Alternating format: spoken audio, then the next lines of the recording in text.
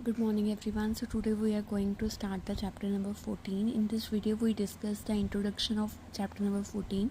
Okay तो इसमें बच्चा देखो ऑलरेडी स्टैटिक्स हमने 9th क्लास में भी किया हुआ है, पर इसमें जो हमने स्टैटिक्स करना है वो हमने ग्रुप्ड एंड अनग्रुप्ड डाटा का करना है. ठीक है, तो इसमें सबसे पहले कि जो हमारे पास 14.1 है that is based on the 3 methods: direct method, step deviation method and assume method. Okay, तो इसमें जो सबसे पहला मेथड है that is the mean of the group data.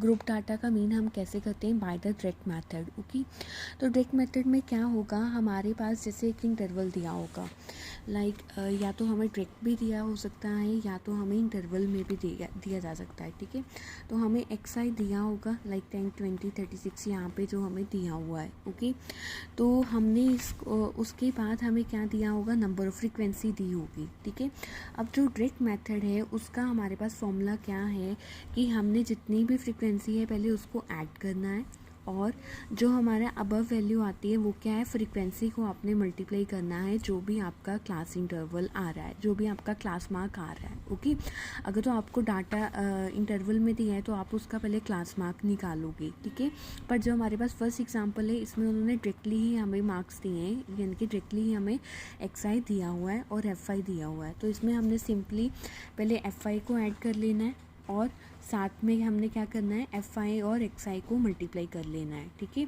और उसके बाद हमने कौन सा फॉर्मूला लगाना है? डायरेक्ट मेथड का फॉर्मूला लगाना है, that is F I X I divided by F I. Okay, तो इसमें हमारा ये फॉर्मूला अप्लाई करने के बाद हमारा आंसर कितना आएगा? 59.3. ठीक है, ये तो था जिसमें हमें जो क्लास इंटरवल जो डाटा था वो हमें क्लास इंटरवल में नहीं दिया था, वो हमें क्या दिया था? डायरेक्टली दिया था. ओके, पर जब हमें डाटा क्लास इंटरवल में दिया होगा like 10 to 25, 25 to 40, 40 to 55, 55 to 70, 70 to 85, 85 to 100, इस केस में हम एक्स आई निकालने के लिए हम क्लास मार्क का फॉर्मूला यूज़ करेंगे, that is upper class limit plus lower class limit. ठीक है, तो अपर क्लास लिमिट आपका कितना है? फर्स्ट में 25, लोअर क्लास लिमिट कितना है? 10. 25 प्लस 10 कितना हो गया? 35. 35 डिवाइडेड बाई 2 हो गया 17.5. ठीक है, सिमिलरली 40 प्लस 25 65, 65 बाई 2 कितना होता है? 32/5. 50 प्लस 40 95, 95 बाई 2 कितना होता है? 47.5. ठीक है, इस क्लास इंटरवल से हम क्लास मार्क निकाल लेंगे, जो हमारा क्लास मार्क होगा डैट इज़ एक्स आई. ठीक है, और एफ आई तो हमें दिया हुआ है 2, 3, 7, 6, 6, 6. ठीक है, तो इसको ऐड करके आपका क्या आ जाएगा? समेशन आ जाएगा फ्रीक्वेंसी का. ओके, तो इस केस में हमारा टेबल कैसे बनेगा? सबसे पहले क्लास इंटरवल जो हमें गिवन है, नंबर ऑफ़ स्टूडेंट्स जो हमें गिवन है, नंबर ऑफ़ स्टूडेंट्स को हम ऐड कर लेंगे. ठीक है, क्योंकि जो हमारा फॉर्मूला होता है that is summation of F I X I divided by F I. Okay, तो क्लास मार्क हमने कैसे निकाला? Upper limit plus lower limit divided by 2. ठीक है, तो इससे हमारा क्लास मार्क आ गया. अब हम क्या करेंगे? एफ आई को किसके साथ मल्टीप्लाई करेंगे? एक्स आई के साथ मल्टीप्लाई करेंगे. ठीक है, जितना भी हमारा आंसर आएगा वो हम इस कॉलम में लिखेंगे और हमारा आंसर कितना आ जाएगा? 1860. 1860 बाई 30 करोगे that your answer will be 62. ठीक है, तो अब इस एग्जाम्पल को बच्चा उन्होंने तीनों मेथड से सॉल्व किया है. ये जो फर्स्ट मेथड था जो हमने अभी डिस्कस किया है डायरेक्ट मेथड. ठीक है, अब इसके बाद उन्होंने यही एग्जाम्पल्स को ज्यूम करके स्टेप डिवीजन मेथड के साथ क्या किया है? सॉल्व किया है. ठीक है, तो ज्यूम हम कैसे करते हैं? ज्यूम हम कोई भी क्लास मार्क का जो मिडिल टर्म होता है ना उसे ज्यूम कर लेते हैं, यानी कि आप 47.5 और 62.5 में से किसी को भी ज्यूम कर सकते हो. ओके, तो ऐसे मेथड में बच्चे जिसमें हम ज्यूम करते हैं उसे हम क्या बोलते हैं? ज्यूम मीन मेथड बोलते हैं. ठीक है, क्लास इंटरवल हमें ऑलरेडी गिवन था, number of students already given थे, क्लास मार्क हमने कैसे निकाला था?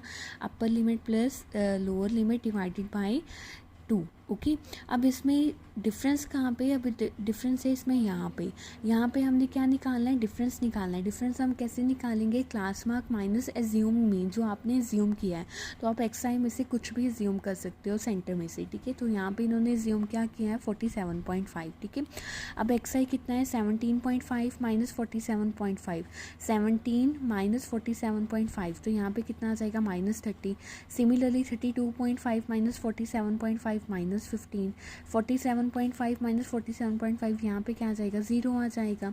62.5 में से 47.5 करोगे यहाँ पे 15 आएगा, ठीक है। अगेन 30 45 माइनस करने पे, ठीक है। उसके बाद पहले हम निकालते थे एफ आई एक्स आई, ठीक है, पर एज्यूम मीन मेथड है तो हम इसमें क्या निकालेंगे एफ आई और डी आई, ठीक है। तो इसका फॉर्मूला क्या बनेगा एफ आई डी आई, यहाँ पर हम निकालेंगे और मल्टीप्लाई करने के बाद उसका सम निकालेंगे, ठीक है। तो अब एज्यूम मीन मेथड में जो हमारा बच्चा फॉर्मूला होता है ये इन्होंने सारा सॉल्व किया है। देखो जो हमारा डिफरेंस है that is F I D I divided by F I, जैसे हम पीछे मीन निकालते थे डायरेक्ट मेथड में, that is X I is equal to F I X I divided by F I, ठीक है। तो यहाँ पे डी क्या होता है एक्स आई माइनस ए, तो समेशन एफ को पहले एक्स के साथ करोगे, समेशन एफ को फिर ए के साथ करोगे, ठीक है। F I X I divided by F आई आपका ऑलरेडी क्या है एक्स बार है, तो यहाँ से आप ए बार निकाल लोगे समेशन एफ आई, ठीक है। तो यहाँ पे ये कैंसिल हो जाएगा, आपका कितना आ जाएगा एक्स बार माइनस ए आ जाएगा, ठीक है। तो ये किसकी वैल्यू निकाल रहे थे आप डी की वैल्यू निकाल रहे थे, तो एक्स का वैल्यू क्या आ गया ए प्लस डी। तो ए आपका क्या है जो आपने एज्यूम किया दैट इज़ 47.5, ठीक है। डी बार आपका कितना है F I D I by F I, ठीक है।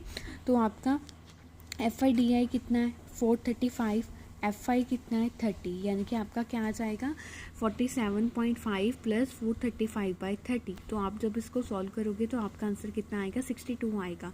तो डायरेक्ट मेथड से भी जब हमने किया था तो आंसर कितना था हमारा 62 था, और जब हमने एज्यूम मीन मेथड से भी किया है तब हम भी हमारा जो आंसर है दैट इज़ 62। इट मीन्स हमारा आंसर क्या रहेगा सेम रहेगा, ठीक है। अब इसी सम को हमने जो सॉल्व करना है that is with the help of step deviation method, ठीक है। अब उसमें क्या डिफरेंस आएगा, देखो class interval same, F I same, X I हमने कैसे निकाला upper limit plus lower limit divided by 2, okay. Then D जो हमने निकाला था एज्यूम मीन मेथड में D I is equal to X I minus A, आपका ए कितना है 47.5 जो आपने एज्यूम किया था, आप यहाँ पे लिख भी सकते हो, ठीक है। इसमें जो हमारे पास जो नेक्स्ट स्टेप रहेगा दैट इज़ यू आई, ठीक है।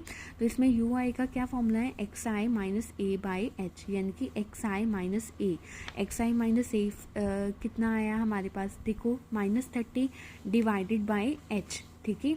एच क्या है कि हमारे पास उसका हाइट कितना है, तो वो जो हाइट है वो हमें कहाँ से पता चलेगा, वो हमें क्लास इंटरवल से पता चलेगा, ठीक है। तो देखो यहाँ पे जो क्लास साइज़ है वो कितना है 15 है, बिकॉज 10 प्लस 15 25, 25 प्लस 15 40, 40 प्लस 15 55, ठीक है।